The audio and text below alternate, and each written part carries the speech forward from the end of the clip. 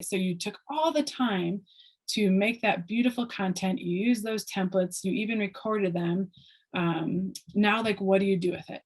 My other challenge, should you choose to accept it, is to use the time that you have with your kids.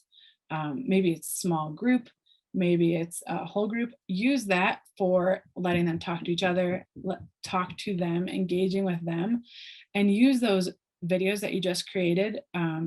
Like, let them look at those ahead of time, or let them look at those afterwards. Don't necessarily have it be what you do with them and the precious time you have with them.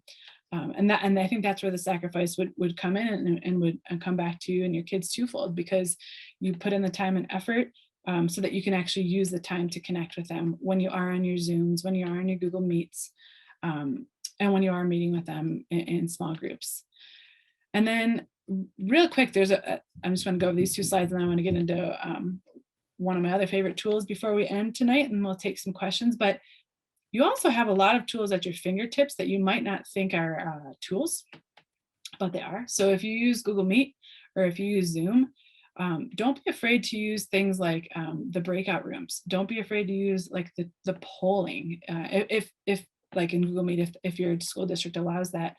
But use those tools when you have the kids in front of you. And what I like to do with either of these things, because it's, I don't know, it can kind of be a little stressful to manage all your kids, I know that, and then come up with like a spontaneous poll for them. I like to have a Google Doc created when I'm doing my meetings for the kids. And then I like to, or for teachers too. And then I like to just kind of have it open on the side, and then just say, okay, if this topic comes up, I'm going to copy and paste this question from this Google Doc, and make it relevant. Or if I have 4 groups of kids I'm working with, I know I'm going to have 4 different questions. And then you can use it with your kids when you're in those synchronous sessions. There's some cool links on here. There's some templates for some breakout rooms for how to organize them with Google Meet. There's some cool ideas for how to organize polls with Zoom. And then there is another one, a template for breakout rooms for Zoom as well.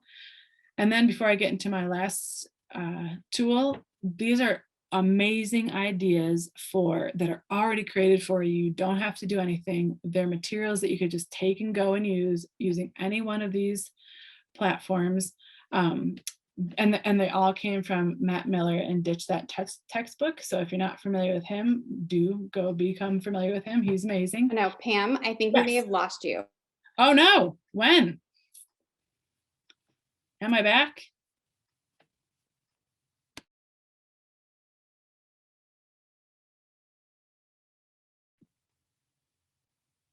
Am I back, Lauren?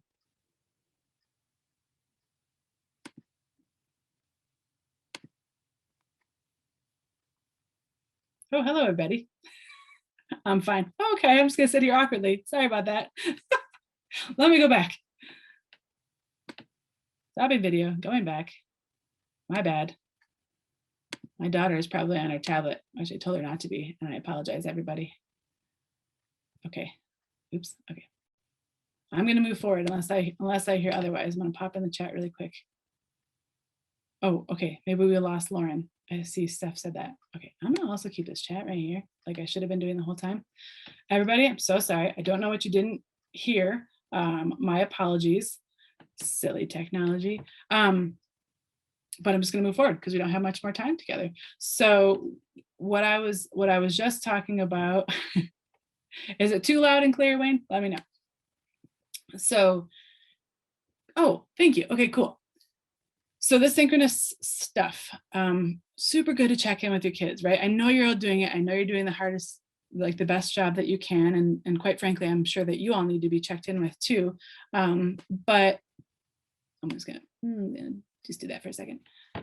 Not best practice, but that's what I'm doing. These check-ins are great. This first one is just a simple Google form. Mari Venturino, an amazing teacher and then ed tech person as well. She created this just to check in with her kids every day. And it's a great thing to do, like to start your lessons or just to start any sort of meeting with your kids. Like she literally some of these forums, she talks about like, hey, did you eat breakfast today? Like, do you need anything? I'm here, let me know. Like getting kids to think about the things that maybe they wouldn't otherwise think about when it comes to like school, but just making sure that them as a whole person are taken care of. And then a bunch of other ones like that. Like there's a Pear Deck in here. Actually, I am going to click on this Pear Deck one because these are tools that you can, depending on what tool you want, again, don't feel like you have to use all the things, but you just take and go. So Pear Deck has this whole slew of ready to go resources that you can take and literally copy to your Google Drive and then use with your kids. Doesn't require any sort of, not just for checking with your kids, like for content, other content stuff too. So when you click on that, I just wanted to show you what it looked like. You would copy it to your Drive folder, and then you would use it with your kids, probably in an add-on. I'm sorry, inside of Google Slides. And then, yeah, I saw someone said pull everywhere too, for sure. There's Flipgrid, Jamboard. There's a bunch of different ideas and a bunch of cool templates. So take them, use them. They're not my ideas. They're ideas from many other amazing educators, and I'd like you to benefit from them. So last little bit here, rounding everything off. So you get fancy. Again, you can choose to get fancy or not. If you were catching what I was throwing and you like the idea of using the templates and that's like as far as you want to go, then do it.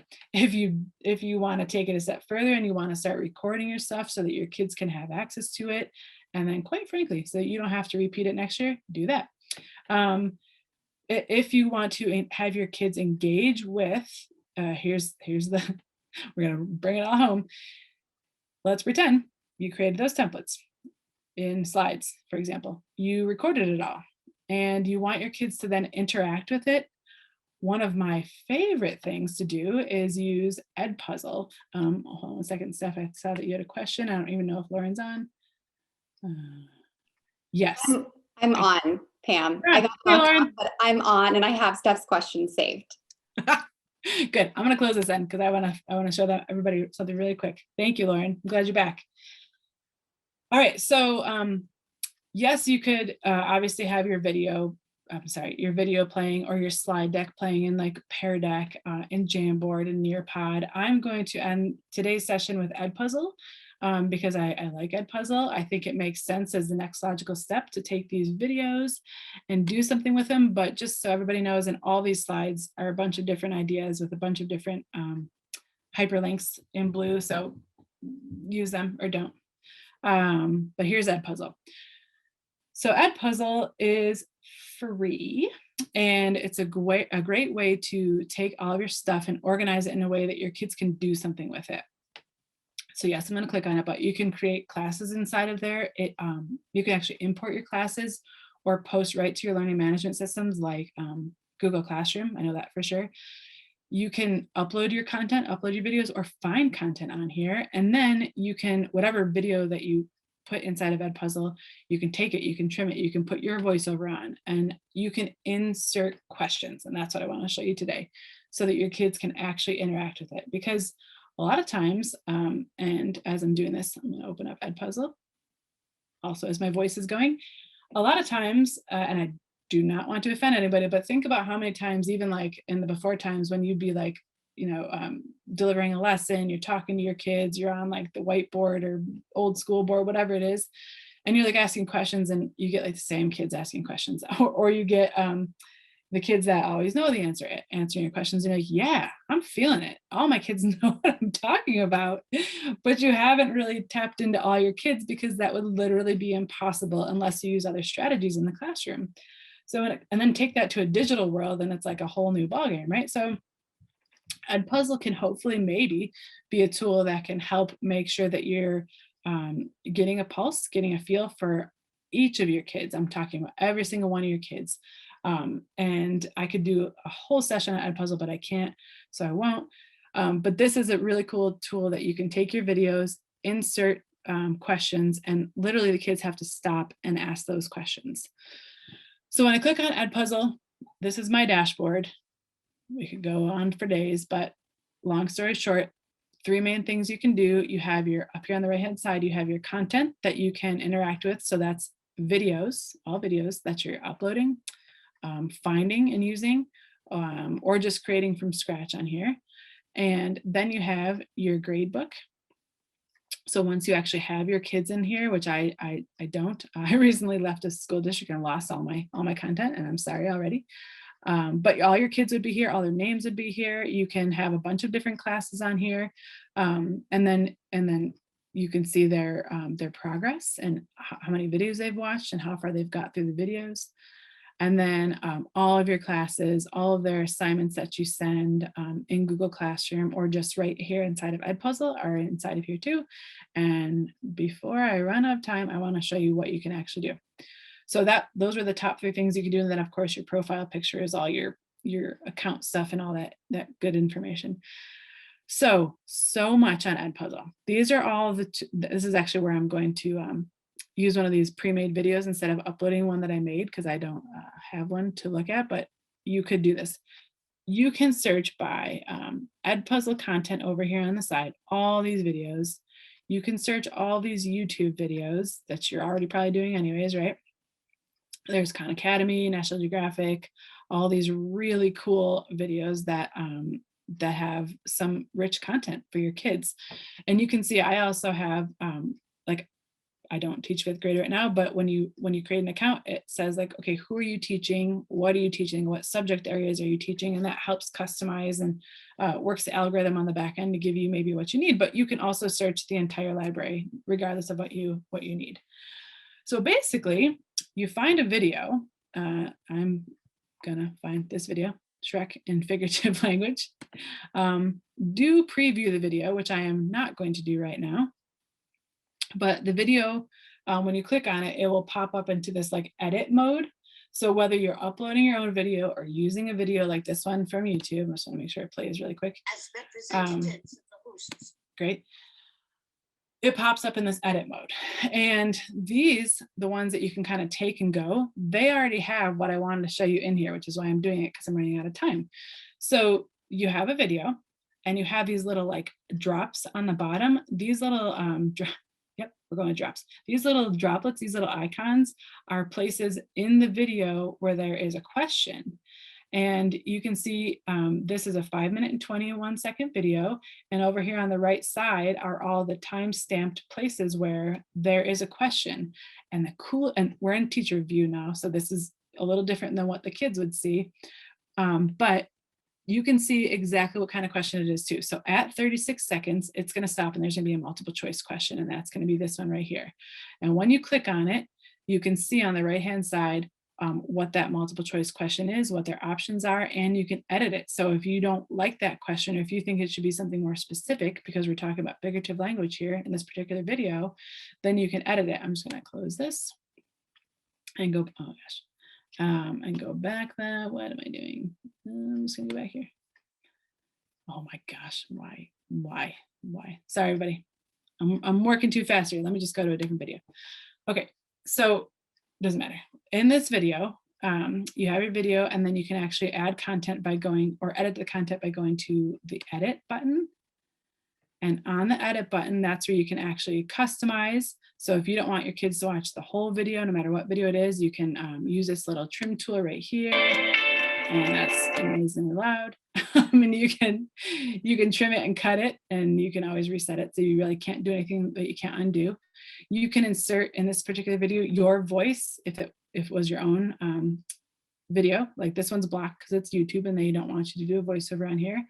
And then you can customize it by putting the questions in here, and that's what I'm going to leave you with. So this is where you can actually watch this video ahead of time. I have no idea what it is or even what the content is, but you can start putting some questions in. So you can put multiple choice questions in, you can put open-ended questions in, and you can add little notes. And the purpose of all those obviously is to get the kids to stop, and it'll stop them automatically and ask some questions. So I'm going to click on the multiple choice question.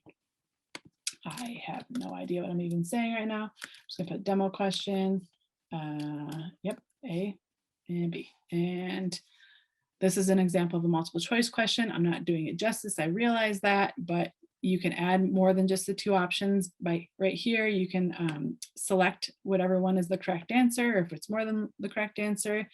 It'll show you that it's going to be in here at this 12-second timestamp, and then you can save it. And as soon as you save it, it'll show you that little teardrop, that little dot right here, and that's where your first question is. And then you do whatever you need to do. You watch through the rest of the video, stop it appropriately, add your next question or add a note, And that's a way for you to interact with the kids. And you can, last two things I'm going to say. One, you can customize this so that the kids cannot move past that question unless they answer it. Or you can also adjust it so it's like the kids can, give them a little choice. They can watch through the whole video and then they can go back and they can answer the questions, or they could like skip a question. So whatever your kids' needs are, whatever your needs are, it's a super cool tool. And then from there, kids can interact and sign in. I'm just going to finish this video. Let's pretend we had it done. And go back to my content because it should show up there. Well, there it is. There's our little video. So you can assign your kids.